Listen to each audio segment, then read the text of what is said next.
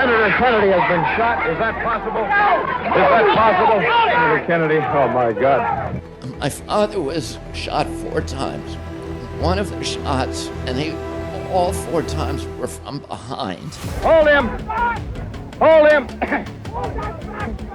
We don't want another Oswald! Hold him, Raper! We don't want another Oswald!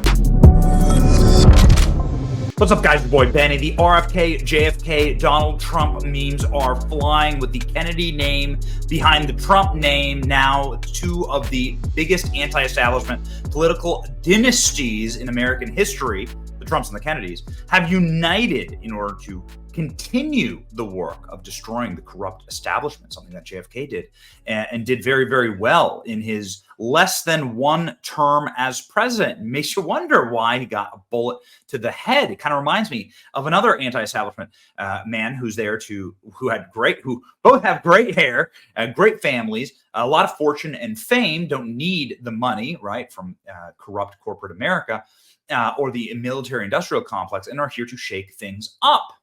Kind of reminds you of Donald Trump, the modern version of a JFK, eating a bullet, wanting to end wars, wanting to take on the deep state, and getting into Washington and kicking in the corrupt leaders who run that place. Now, RFK Jr. endorsed Donald Trump about a week ago, and that endorsement is now having some profound effects on President Trump and his polling.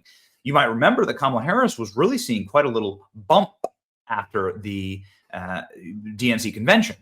There's, you just like a diabetic, at Willy Wonka's chocolate factory, right, swimming in the chocolate river, you're going to get a spike in the sugar high after the DNC convention, and that is what you saw. You saw Donald Trump polling not great against Kamala Harris, and now seemingly everything has come back to earth. The fundamentals of the race remain unchanged. Kamala Harris trails Donald Trump in 5 new battleground polls.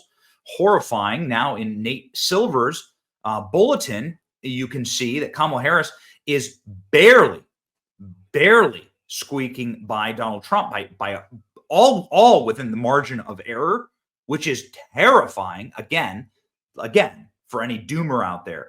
Hillary Clinton and Joe Biden were up by 10 points after the DNC convention. 10 points. The Nate Silver, again, the darling of leftist pollsters, Electoral College forecast has Donald Trump a 10-point victor when it comes to the Electoral College victory, right? This is Nate Silver taking the preponderance of all of the data, of all the polls, weighting the polls correctly, and then saying who has the greatest Electoral College probability. Kamala Harris has a higher probability in winning the popular vote, but so did Joe Biden. And Donald Trump is seen as the absolute victor in this scenario by 55%, right? It's not the way it used to. It's not the way it was with Biden. With Biden, it was Trump at 60, Biden in like the 40s or 30s, but it's heading towards those numbers. And that's what everybody's saying. Everybody's saying is that Kamala Harris, the more people find out about her, the more people see about her, she is heading towards Joe Biden territory, where Joe Biden's down 5 and 10 points in all the swing states.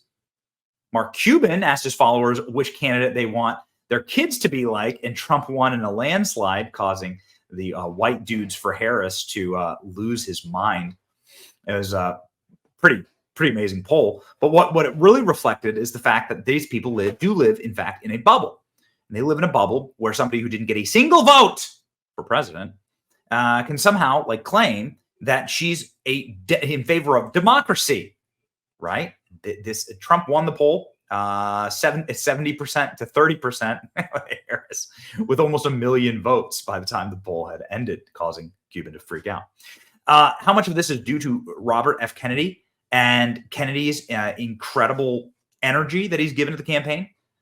The energy that said the Democrat Party is not in favor of Democrats anymore, is not in favor of democracy, that it rigged the election against me. Tulsi Gabbard came out and saying the same thing. Not exactly certain, but I'm telling you, it helps a lot. And there's a lot of people, I hear them, I got emails from them every single day, a lot of people, a lot of women specifically, a lot of moms that are concerned about health of their children, health of the country, that say this changed everything for me.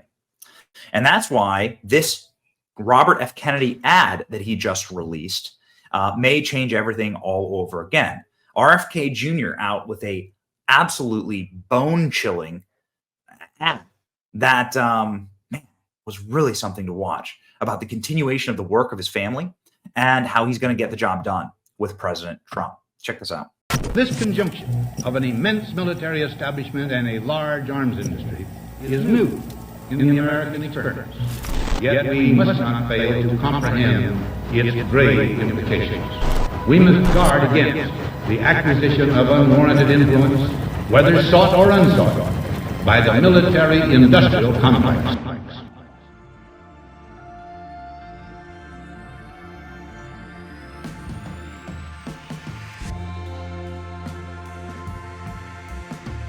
This country will do whatever must be done to protect its own security and that of its allies.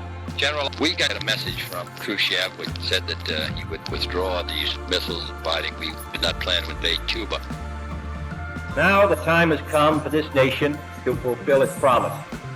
A country is as strong really as its citizens. And I think that mental and physical health, mental and physical vigor go hand in hand. A great change is at hand. And our task, our obligation, is to make that revolution, that change, peaceful and constructive for all.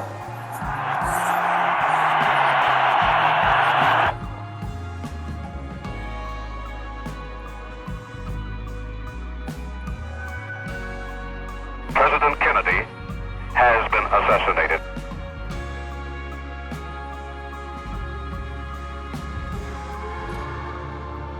The time for debate is over. The time has come to unite. We are a strong and we are a courageous people. I am announcing today my candidacy for the presidency of the United States. I do not run to oppose any man, but to propose new policies. Policies to end the bloodshed in Vietnam. Policies to close the gaps that now exist between black and white, between rich and poor. I run for the presidency because I want the Democratic Party and the United States of America to stand for hope instead of despair. My thanks to all of you, and now it's on to Chicago, and let's win there. Senator Kennedy has been shot. Is that possible?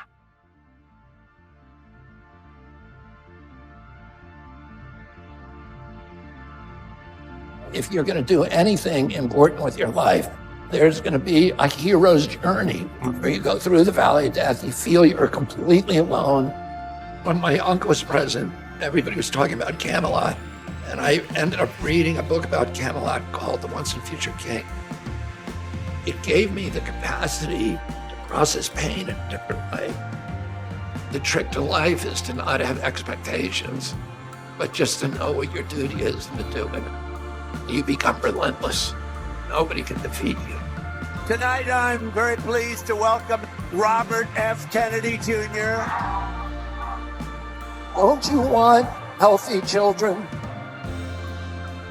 And don't you want the chemicals out of our food? And don't you want a president that's going to make America healthy again?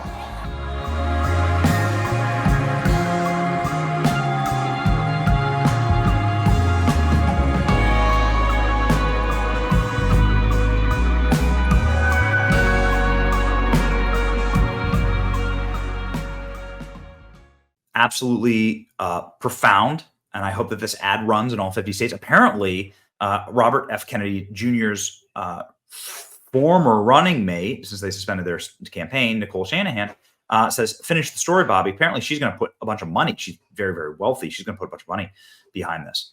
You become relentless. Nobody can defeat you. What a beautiful message into the 2024 election. Become relentless and no one can defeat you. The more I find out about RFK, the more I really, really like the guy. And the more it's like, man, everything is aligning. And it's a beautiful thing to witness. You're witnessing history. And it's, man, it's nice to have a front row seat. Onward to November, 69 days away. Nice. It's your boy, Benny. Like, share, and subscribe.